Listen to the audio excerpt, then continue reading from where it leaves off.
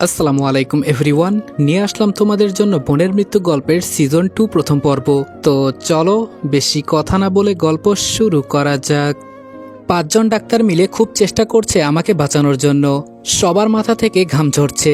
এই একজন সাধারণ ছেলেকে বাঁচানোর জন্য স্বরাষ্ট্রমন্ত্রী পর্যন্ত দাঁড়িয়ে আছে, আর বাহিরে পুলিশ সেনাবাহিনীর গাড়ির অভাব নেই। কিন্তু এই ছেলেকে দেখে এতটা স্পেশাল মনে হয় নাই। তবে ওর মায়ের যে উপর লেভেল পর্যন্ত হাত আছে তা সব কয়টা ডাক্তার বুঝে গেছে। আজকে উপর মহল থেকে এই ছেলেকে বাঁচানোর জন্য এত এত ফোন আসছে বলার বাহিরে। ডাক্তাররা খুব ভয়ে আছে, যদি এই ছেলেকে বাঁচানো না যায় তাহলে বিরাট ধরনের সমস্যা হতে পারে।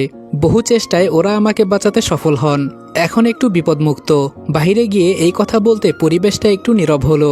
এখন শুধু আমার জ্ঞান ফেরার অপেক্ষা। সবাই অপেক্ষা করছে কখন আমার জ্ঞান ফিরবে। আমি যখন একটু চোখ মেলে তাকানোর শক্তি পাই তখন আমার মনে হলো আমি এখনো মরি নাই, এখনো বেঁচে আছি। কিন্তু এটা কিভাবে সম্ভব? আমি তো ভেবেছিলাম আমি বেঁচে থাকবো না। যাক, ভালোই হয়েছে। সামনে তাকিয়ে দেখি একটা নার্স বসে বসে ঝিমাচ্ছে। হয়তো আমাকে পাহারা দেওয়ার জন্য একে এখানে রেখেছে, কিন্তু বাহিরের তো কোনো কথাই শোনা যাচ্ছে না। আস্তে করে নার্সকে ডাক দিলাম।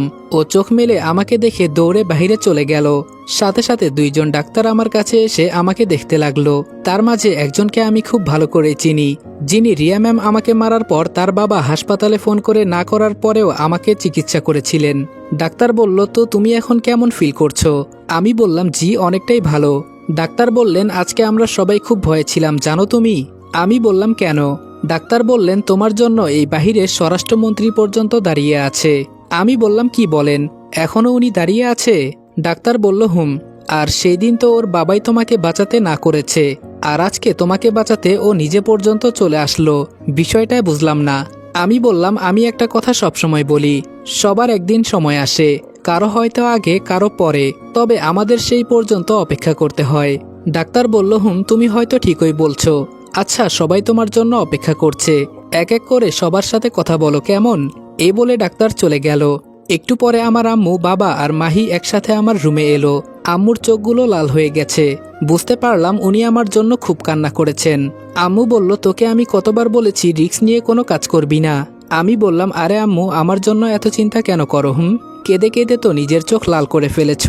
বাবা বলল, আচ্ছা ওরা তোকে মারলো কেন? আমি বললাম, আম্মুকে জিজ্ঞেস করিও, তাহলে বলে দিবে। আম্মু বলল, তুই না থাকলে হয়তো ওর গায়ে আজকে একটা কলঙ্কের দাগ লেগে যেত। আমি বললাম, আমি যে ওনাকে বাঁচাতে পেরেছি এটাই অনেক। তবে ওই শালা আমাকে পেছন থেকে আঘাত করেছিল, না হলে ওকে একেবারে। আম্মু বলল, আমার ছেলে এখন খুব সাহসী হয়েছে। আচ্ছা, আমরা তোর সাথে পরে কথা বলবো। বাহিরে রিয়া দাঁড়িয়ে আছে তোর সাথে একটু কথা বলার জন্য। আমি বললাম, কখন থেকে দাঁড়িয়ে আছে? আম্মু বলল, সে তোকে আনার পর থেকেই এখানে দাঁড়িয়ে আছে, এখনো যায় নাই। আমি বলেছি চলে যেতে। বলে, ওর জন্য নাকি তোর এই অবস্থা হয়েছে, তাই যতক্ষণ না তুই ভালো হবি ততক্ষণ পর্যন্ত দাঁড়িয়ে থাকবে। মাহি বলল, তোকে সেই দিন এত করে মারার পরেও ওকে তুই বাঁচাতে চলে গেলি? আমি বললাম, আমাকে মারার প্রতিশোধ হয়তো একদিন তুলে নিব। এখন ওকে যদি আমি না বাঁচাতাম তাহলে হয়তো তোর মতোই একই অবস্থা ওর হতো। আম্মু বলল, আচ্ছা আমরা বাহিরে অপেক্ষা করছি, তোর সাথে পরে এই বিষয় নিয়ে কথা হবে, এখন রিয়ার সাথে কথা বল। আমি বললাম, ওর সাথে কথা বলতে ইচ্ছে করছে না। আম্মু আমার দিকে তাকিয়ে বলল, নাটক করবি না একদম। আমি বললাম, তুমি কিভাবে বুঝে গেছো? আম্মু বলল, থাক আর বলতে হবে না, আমি তোর মুখ দেখলেই সব বলতে পারি। মাহি আমার কানের কাছে এসে বলে গেল, ভাইয়া এখনই সময়, ম্যামকে পটিয়ে ফেল। একটা ধমক দিয়ে বললাম, যাবি এখান থেকে? সবাই বাহিরে চলে গেল। কিছুক্ষণ পর রিয়া এলো, তবে একা। মুখে এখনো হতাশার ছাপ দেখা যাচ্ছে। একটা চেয়ার টেনে আমার পাশে বসলো, তবে আমি ওর দিকে তাকাই নাই, অন্যদিকে তাকিয়ে আছি। আমারও তো একটা সম্মান আছে। সে স্বরাষ্ট্রমন্ত্রী হয়েছে দেখে কি হয়েছে? ম্যাম বলল, এখন কেমন লাগছে রনি? আমি বললাম, এই তো ম্যাম, অনেকটাই ভালো। ম্যাম বলল, জানো তুমি আজকে আমার জন্য কি করেছো? আমি বললাম, এই তো আপনাকে আমি যতটুকু সম্ভব বাঁচানোর চেষ্টা করেছি। ম্যাম বলল, তুমি আমার জন্য যা করেছো নিজের আপন মার পেটের ভাইও আমার জন্য এসব করতো না, কারণ আজকাল সবাই বাঁচতে চায়, সেখানে তুমি আমাকে বাঁচানোর জন্য বারবার এগিয়ে এসেছো। আমি বললাম, আমি হয়তো আগে এক সময় আপনার বডিগার্ড ছিলাম, কিন্তু আমার সামনে আপনাকে তুলে নিয়ে যাবে এটা তো আমি বসে বসে দেখতে পারি না। ম্যাম বলল, সেই দিন তোমাকে এত করে অপমান করলাম, তারপরেও ইচ্ছে করলে তো তুমি আমার উপর প্রতিশোধ নিতে পারতে। আমি বললাম, আপনি হয়তো আমার কাছে ভালো মানুষ নাও হতে পারেন, কিন্তু সবাই আপনাকে ভালো মনে করে। আপনি একজন স্বরাষ্ট্রমন্ত্রী হয়েও আপনার ভেতরে তেমন কোনো অহংকার নেই, তাই আমি আমার নিজের কথা চিন্তা করি নাই। ম্যাম বলল, তোমাকে যে কি বলে ধন্যবাদ দিব সেই ভাষা আমার কাছে নেই। আমি বললাম, থাক ম্যাম, ধন্যবাদ দিয়ে আর ছোট করবেন না। ম্যাম বলল, তবে তাসলিমা যে আমার সাথে বেইমানি করবে এটা আমি ভাবতেও পারি নাই। খুব বিশ্বাস করতাম আমি ওকে। আমি বললাম, ও আপনার সাথে বেইমানি করে নাই, ওর সাথে বেইমানি করা হয়েছে। ম্যাম বলল, মানে কি বলছো, বুঝলাম না। আমি বললাম, ওর সাথে বেইমানি করা হয়েছে। আমি পরে একদিন আপনাকে বুঝিয়ে বলবো, এখন বলতে গেলে অনেক সময়ের দরকার। ম্যাম বলল, তবে যাই হোক, আমাকে তো বলতে পারতো নাকি? আমি বললাম, ওর কথা বলা বাদ দেন, আপনি নাকি সেই কখন থেকে এখানে দাঁড়িয়ে আছেন। ম্যাম বলল, তো কি করব, যে আমাকে বাঁচিয়ে এখন নিজে হাসপাতালের বেডে শুয়ে আছে, তার জন্য কি এইটুকু বাহিরে দাঁড়িয়ে থাকতে পারবো না? আমি বললাম, এতটা সম্মানী ব্যক্তি আমি না, আমার জন্য কেন সময় নষ্ট করবেন ম্যাম? ম্যাম বলল, এভাবে বলিও না, কষ্ট লাগে। আমি বললাম, ম্যাম এখন আমি অনেকটাই সুস্থ আছি, আপনি চাইলে এখন যেতে পারেন। ম্যাম বলল, আমাকে তাড়িয়ে দিচ্ছ বুঝি? আমি বললাম, কি বলছেন ম্যাম? আচমকা ম্যাম আমার হাত জড়িয়ে ধরে আমার চোখের দিকে তাকিয়ে বলল, সেই দিনের জন্য মাফ চাই, আমাকে মাফ করে দাও, অনেক বড় ভুল করেছি আমি তোমার সাথে। আমি তো পুরাই অবাক হয়ে গেছি, যেখানে ম্যামকে একটু ছোঁয়ার কারণে আমাকে সবার সামনে জুতা দিয়ে মারলো, আর আজকে উনি আমার হাত ধরলেন, বিষয়টা বুঝলাম না। আমি বললাম, কি করছেন ম্যাম, আমার হাত ছাড়ুন, না হলে আপনার হাত নোংরা হয়ে যাবে। ম্যাম বলল, এভাবে বলো না প্লিজ, আমার খুব কষ্ট লাগে। আমি বললাম, সেই দিন আমি আপনাকে বাঁচানোর জন্য ধরেছিলাম, এমন নয় যে আমি ইচ্ছে করে আপনাকে ধরেছি, তাতে আমার যে অবস্থা করলেন, আর আজকে আপনি নিজে আমার হাত ধরলেন, বিষয়টা কেন জানি আমার মাথায় ঢুকছে না। ম্যাম আমার হাত ছেড়ে বলল, জানো রনি, সেই ছোট থেকে দেখে আসছি বাবা আমাকে কারোর সাথে কথা বলতে দেয় না, সব সময় ঘরে একাই বন্দির মতো জীবন পার করেছি। ছোট থেকে একজন না একজন বডিগার্ড আমার সাথে থাকতো, যাতে আমি কারোর সাথে কথা না বলি। বিশ্বাস করো, তুমি প্রথম পুরুষ যে আমাকে টাচ করার সুযোগ পেয়েছে, তুমি প্রথম ছেলে যার হাতে হাত রেখে আমি নিজে আজকে ক্ষমা চাইলাম। আমি তোমাকে সব সময় স্পেশাল করে দেখি, এরপরেও যদি আমাকে মাফ না করো আমি আর কি বলতে পারি বলো? ম্যামের কথা শুনে আমি সত্যি খুব খুশি হলাম, তার মানে আমি প্রথম ম্যামকে ছোঁয়ার সুযোগ পেয়েছি। ভাবতেও ভেতরে একটু ভালো লাগা কাজ করছে। যাক, কোনো ছেলে তো ম্যামের গায়ে আজ পর্যন্ত হাত দিতে পারে নাই, মনে হয় সত্যি আমি ভাগ্যবান। ম্যাম আমার দিকে অসহায় দৃষ্টিতে তাকিয়ে বললেন, এখন কি তোমার পায়ে ধরতে হবে? যে আমাকে বাঁচাতে নিজের জীবন পর্যন্ত দিয়ে দিতে পারে তার পায়ে ধরতে আমি কিন্তু একবারও দ্বিধা করব না। আমি বললাম, না ম্যাম, এটা করার দরকার নেই, আমি এমনি আপনাকে মাফ করে দিয়েছি। ম্যাম বলল, সত্যি বলছো তো? আমি বললাম, ম্যাম, বিশ্বাস করেন আমার কথা? ম্যাম বলল, তোমাকে আমি বিশেষ করে আরো স্পেশাল করতে চাই। আমি বললাম, এখন আবার কি করতে চান? ম্যাম বলল, তুমি আমার বন্ধু হবে। আমি রিয়া ম্যামের কথা শুনে চরম পর্যায়ে অবাক হলাম। কি বলছেন উনি? আমাকে বন্ধুর অফার দিচ্ছেন? উনি কোথায় আর আমি কোথায়? ম্যাম বলল, বন্ধু তোমাকে বানানো যাবে না, এটা একটু ছোট হয়ে যায়, এর থেকে তোমাকে বেস্ট ফ্রেন্ড করাটা অনেক ভালো হবে, আমার বেস্ট ফ্রেন্ড। এবার তো রিয়া ম্যামের কথা শুনে আমি ব্যাককল হয়ে গেলাম। কি থেকে কি বলছেন উনি? মাথা কি তার গেছে? ম্যাম বলল, কি চিন্তা করো? আমি বললাম, আপনি এসব কি বলছেন ম্যাম? ম্যাম বলল, আজকে তুমি যদি আমাকে না বাঁচাতে তাহলে ও হয়তো আমাকে বাঁচতে দিত না, আর বেঁচে গেলেও হয়তো এই জীবন আমি রাখতাম না। যে আমাকে বিপদে রেখে চলে আসে নাই তাকে যদি বেস্ট ফ্রেন্ড করি তাহলে আমার জীবনে কোনো বিপদের সম্মুখীন হতে হবে না, এটা আমি নিশ্চিত। আমি বললাম, মনে হচ্ছে যেন আপনার সুরক্ষার জন্য আপনি এই কথা বলছেন। ম্যাম বলল, না না, কি বলো, আমি সত্যি মন থেকে বলছি, বিশ্বাস করো আমার কথা। আমি মনে মনে ভাবলাম, যেহেতু একটা চান্স পেয়েছি এটা হাতছাড়া করা যাবে না, আগে তো ওর ফ্রেন্ড হই, পরে ওকে বউ করতে বেশি অসুবিধা হবে না। তবে ম্যামের কথা শুনে আমার শরীরে একটু ফিল এসেছে, তাই আমিও একটু ভাব নিয়ে বললাম, ম্যাম আপনি কোথায় আর আমি কোথায়? তবে আপনার মতোই বড় কাউকে দেখে বেস্ট ফ্রেন্ড করে নিন, তাহলে আপনার জন্য ভালো হবে। ম্যাম বলল, না, আমার আর কাউকে লাগবে না, তুমি এখন বলো রাজি আছো নাকি, প্লিজ প্লিজ। আমি বললাম, এত করে যেহেতু বলছেন তাহলে আমি রাজি। সত্যি আমি খুব সৌভাগ্যবান আপনি আমার বেস্ট ফ্রেন্ড হয়েছেন, বিষয়টা চিন্তাও করা যায় না। ম্যাম বলল, আর চিন্তা করতে হবে না, এখন থেকে ম্যাম বা আপনি ডাকা যাবে না, একজন বন্ধুর মতোই কিন্তু আমার সাথে কথা বলতে হবে। আমি বললাম, একটু একটু চেষ্টা করতে হবে। ম্যাম বলল, চেষ্টা করলে হবে না, আর সুস্থ হলে আবার আমার বডিগার্ড হবে। আমি বললাম, বেস্ট ফ্রেন্ড থেকে আবার বডিগার্ড কেন? ম্যাম বলল, আরে তুমি তো আমার বডিগার্ড ছিলে তাই না, আর যদি না থাকো তাহলে সমস্যা নেই, অন্যভাবে আমার সাথে রাখবো। আমি মনে মনে বললাম, জামাই করে রাখেন তাহলেই ভালো হবে, তবে খুব শীঘ্রই আমি আপনার স্বামী হতে চলেছি ম্যাম। আপনি নিজেই আমার কাছে ধরা দিয়েছেন। আমি বললাম, ম্যাম বডিগার্ড ছিলাম, বডিগার্ডই ভালো। ম্যাম বলল, শুধু যখন মানুষের সামনে থাকবে তখন বডিগার্ড, আর বাকি সময় আমার বেস্ট ফ্রেন্ডের মতো ব্যবহার করবে।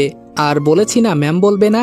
আমি বললাম, তাহলে কখনো বডিগার্ড আবার কখনো বেস্ট ফ্রেন্ড, তাই তো? ম্যাম বলল, যখন মানুষের সামনে থাকবে তখন, আর মানুষের সামনে থাকলে ম্যাম, আর বাকি সময় আমার নাম ধরে ডাকবে। আমি বললাম, আর বলতে হবে না, আমি সব বুঝে গেছি।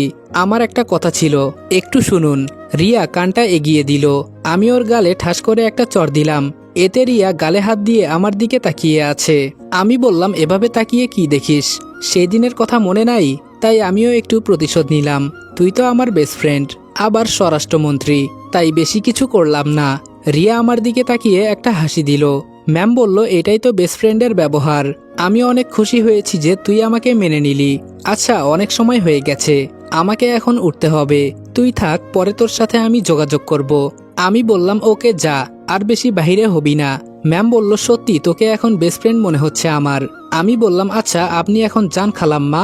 রিয়া একটা হাসি দিয়ে চলে গেল। রিয়া যেতেই আম্মু রুমে ঢুকলো, তবে একটু অদ্ভুত দৃষ্টিতে আমার দিকে তাকিয়ে দেখলো। পরে আবার চোখ বাঁকিয়ে বলল, কিরে রনি, ব্যাপার কি? আমি বললাম, কিসের ব্যাপার আম্মু? আম্মু বলল, না, বাহিরে দেখলাম রিয়াও হেসে হেসে বের হলো, আর এখানে এসে দেখি তোর মুখেও হাসি। সত্যি করে বলতো বিষয়টা কি? আমি বললাম, অনেক কিছু ঘটে গেছে আম্মু। আম্মু আমার কাছে এসে বসতে বসতে বলল, কি ঘটে গেছে বলতো? আমি বললাম, আম্মু, রিয়া আমাকে বেস্ট ফ্রেন্ড বানিয়ে গেছে। আম্মু বলল, কি? আমি বললাম, আম্মু, এটাই সত্যি। আম্মু এবার আমার দিকে ক্ষুদ্র দৃষ্টিতে তাকিয়ে বলল, সত্যি এমনটা হয়েছে? আমি বললাম, আম্মু, আমি এখন রিয়া ম্যামের বেস্ট ফ্রেন্ড। ভাবতে পারো বিষয়টা? আম্মু বলল, আমি আশা করি নাই এমনটা হবে। আমি আম্মুর হাত ধরে বললাম, আমি ওর জীবন বাঁচিয়েছি, এজন্য হয়তো আমাকে বেস্ট ফ্রেন্ড করেছে। এটা তো বেশি কিছু না, তবে খুব শীঘ্রই মনে হচ্ছে আমার স্বপ্ন পূরণ হবে আম্মু। আম্মু কিছু না জানার ভাব করে বলল, কিসের স্বপ্ন আবার তোর? আমি উপরে তাকিয়ে বললাম, তুমি একদিন কি বলেছিলে মনে আছে? আম্মু বলল, আমি কি বলেছিলাম? আমি বললাম, রিয়াকে যেন আমি বউ করি। আম্মু বলল, পারবি তো? আমি বললাম, আজকেও আমার বেস্ট ফ্রেন্ড হয়েছে, কালকে বউ হতে কতটুকু সময় লাগবে? আম্মু বলল, আমার তোর উপর বিশ্বাস আছে, আমি জানি তুই পারবি। আমি আম্মুর দিকে এবার না তাকিয়ে একটা হাসি দিয়ে বললাম, আম্মু, আমি কি কোনো ভুল করেছি? আম্মু বলল, এমনটা কেন মনে হলো তোর? আমি বললাম, আমার খুব ইচ্ছা ছিল কারোর সাথে প্রেম করব। আম্মু বলল, পরে বল। আমি বললাম, সেই মেয়েকে আমি পেয়ে গেছি। আম্মু বলল, দেখ, আমি তোর মা হয়ে তোকে তো আমি এই কাজে উৎসাহ দিতে পারি না, তবে আমি এইটুকু বলতে পারি, রিয়াকে কারো বাড়ির বউ করা এতটা সম্ভব নয়। আমি বললাম, কেন আম্মু, হঠাৎ তোমার এমনটা কেন মনে হলো? আম্মু বলল, রিয়া যা বলে তার কথার কোনো নড়চড় হয় না। আমি বললাম, তবে আমি ওকে আমার বউ করে তোমাকে দেখাবো। আম্মু বলল, তাহলে আমিও খুব খুশি হতাম। বউ হবে স্বরাষ্ট্রমন্ত্রী, আর শাশুড়ি হবে থানার ওসি, এক ঘরেই খেলা জমবে। আমি বললাম, পরে আবার আগুন টাগুন লাগবে না তো তোমাদের মাঝে? আম্মু বলল, দিব একটা। হঠাৎ মাহি এসে বলল, ভাইয়া ও তোর সাথে দেখা করতে এসেছে। এর মাঝেই মাহির হবু বর এসে বলল, ভাইয়া ভালো আছেন তো? আমি বললাম, এই তো, আমি অনেকটাই ভালো, তুমি ভালো আছো তো? মাহির হবু বর বলল, জি ভাইয়া। আমি বললাম, তুমি কিভাবে জানলে আমি হাসপাতালে? ও বলল, মাহি বলেছে আপনি নাকি খুব অসুস্থ। আমি মাহির দিকে রাগি চোখে তাকাতেই আমার সামনে থেকে সরে গেল। আমি বললাম, মাহি, ওনাকে বাসায় নিয়ে যা। না ভাইয়া, তা আর লাগবে না, এখানে একটু দরকারে আসছিলাম, আর কালকেই চলে যাব। সমস্যা নাই, একটা হোটেলে উঠে থেকে যাব। আমি বললাম, মাথা খারাপ হয়েছে তোমার? আমাদের বাসা থাকতে হোটেল। মাহি, ওনাকে বাসায় নিয়ে যা, আম্মুকে আমি পাঠিয়ে দিচ্ছি। মাহি বলল, আচ্ছা ভাইয়া। এটা বলতেই ওরা চলে গেল। আম্মু আমার দিকে তাকিয়ে বলল, তুই একা একা থাকতে পারবি? আমি বললাম, পারবো, তুমি যাও, দেখছো না তোমার জামাই এসেছে, যাও ভালো করে জামাই আদর করো। আম্মু বলল, তা তো অবশ্যই করতে হবে। আমি বললাম, আচ্ছা ডাক্তারের সাথে কথা বলেছো তুমি?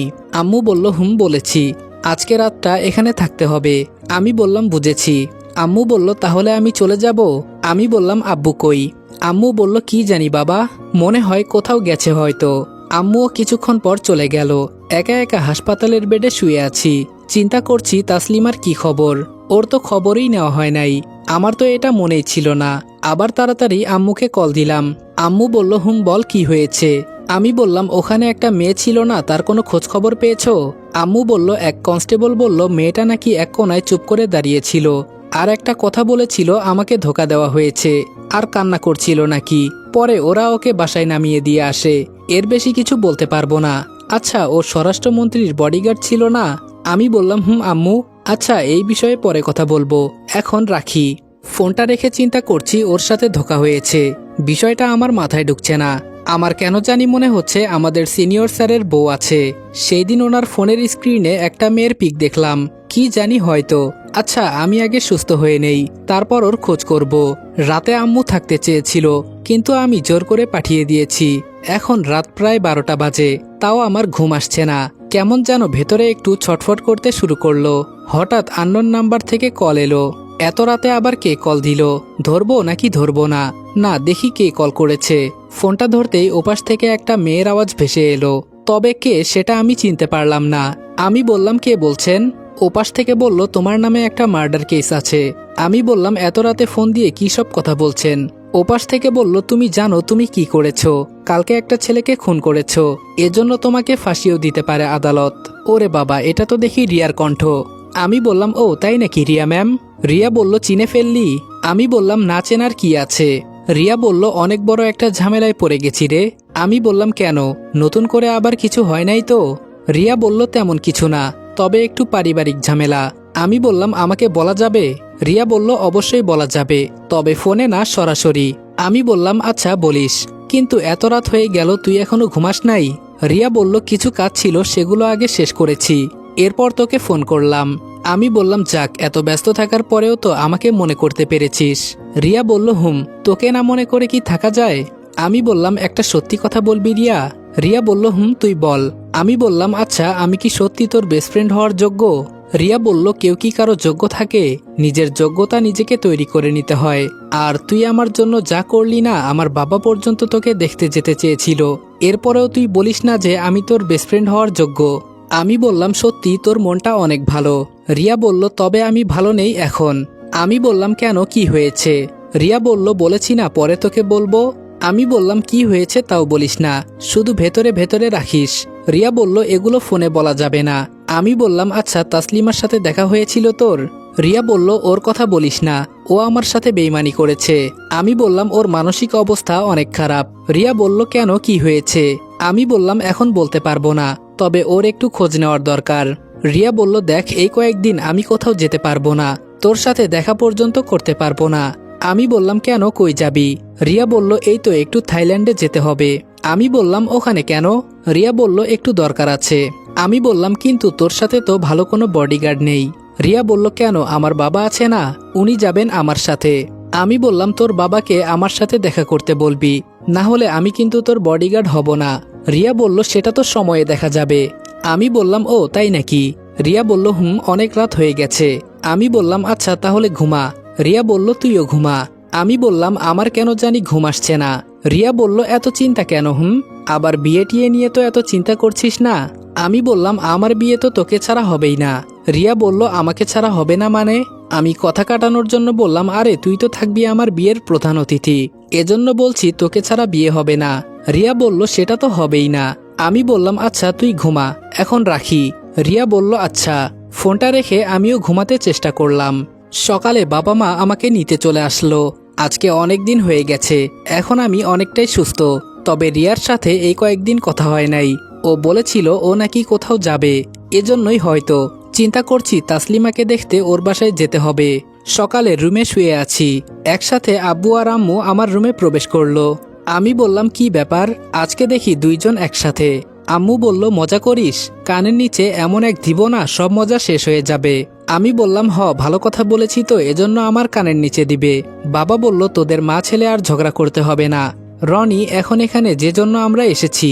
আমি বললাম, বাবা বলো। বাবা বলল, যে মেয়েটার সাথে তোর সেদিন কথা হয়েছিল।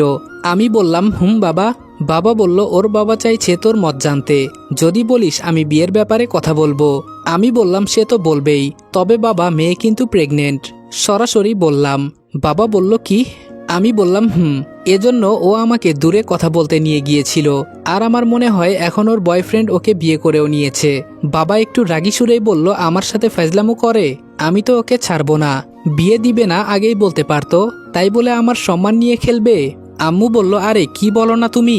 মেয়ে প্রেগনেন্ট তো কি হয়েছে, আমরা অন্য মেয়ে দেখব।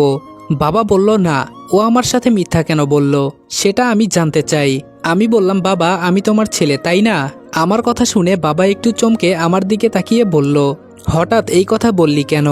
আমি বললাম আমি যদি বাহিরের কোনো মেয়ের সাথে গোপনে প্রেম করি তুমি কি বলতে পারবে? বাবা বলল তাই বলে আমরা বাবা মা তাদের কষ্ট করে লালন পালন করি, আমাদের কথা তো একটু চিন্তা করা লাগবে তাই না, আমাদের ভালো মন্দ। আমি বললাম আজকালের ছেলে মেয়েদের আর 18 বছর বয়স হওয়া লাগে না, তার আগেই বিয়ে করে নেয়। এখন মানুষ কথায় কথায় বলে মারপেট থেকে জন্ম নেওয়ার পর থেকেই ওরা কখন প্রেম করে বিয়ে করবে তারই চিন্তা করে।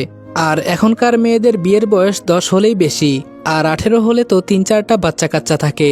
থাক আমি সেসব কথা বলতে চাই না, তবে আজকালের মেয়েদের ফিজিক্যাল রিলেশন না করলে হয় না, এটাকে তো ওরা এখন সাধারণ চোখে দেখে, এজন্য এখন কাউকে বিশ্বাস করা যায় না বাবা। এই পর্যন্ত বলে আমি চুপ করলাম। বাবা এবং আম্মু আমার দিকে একদৃষ্টিতে তাকিয়ে আছে, চোখের পাতাও পড়ছে না। আমি একটু জোরেই বললাম বাবা। বাবা আমার দিকে তাকিয়ে বলল আমার ছেলে তো দেখি এখন অনেক বড় হয়ে গেছে। আম্মুও বাবার মতোই বলল তাই তো দেখছি। বাবা বলল আমার কেন জানি মনে হচ্ছে ইদানিং তুইও কোনো মেয়ের প্রেমে পড়েছিস। আমি বললাম তুমি কিভাবে জানলে বাবা? এই রে কি থেকে কি বলে ফেললাম। বাবা বলল ভালো ভালো এগিয়ে যাও, আর এই বিয়ে কি তাহলে ভেঙে দিব? আম্মু বলল এরপরেও কি তোমার মনে হয় এই বিয়ে হবে? বাবা বলল মা ছেলে মিলে তো সারাদিন বসে বসে যুক্তি করো, আচ্ছা এখন বলো মেয়েটাকে। আমি বললাম আম্মুকে বলিও বলবে, এখন যাও তো আমি ঘুমাবো। বাবা বলল প্রেমের ঘুম ঘুমাইস না আবার। আম্মু বলল এটা আবার কি ঘুম? আম্মু না জানার ভাব করে আব্বুর দিকে তাকালো। আব্বু বলল ওইটা তোমার ছেলেকে বলো। আমি বললাম ধুর যাও তো। বাবা আর মা আমার দিকে তাকিয়ে হাসতে হাসতে চলে গেল, আর বলে গেল আমার ছেলে এভাবে এত তাড়াতাড়ি বড় হয়ে যাবে ভাবতেও পারি নাই। আসসালামু আলাইকুম এভরিওয়ান। বোনের মৃত্যু গল্পের সিজন 2 প্রথম পর্ব এখানে শেষ করলাম। ভিডিওটা ভালো লাগলে লাইক কমেন্ট এবং শেয়ার করে দিও, আর চ্যানেলে নতুন হলে সাবস্ক্রাইব করতে ভুলবে না। তো দেখা হচ্ছে নেক্সট ভিডিওতে, ততক্ষণ ভালো থাকবা, সুস্থ থাকবা, আল্লাহ হাফেজ।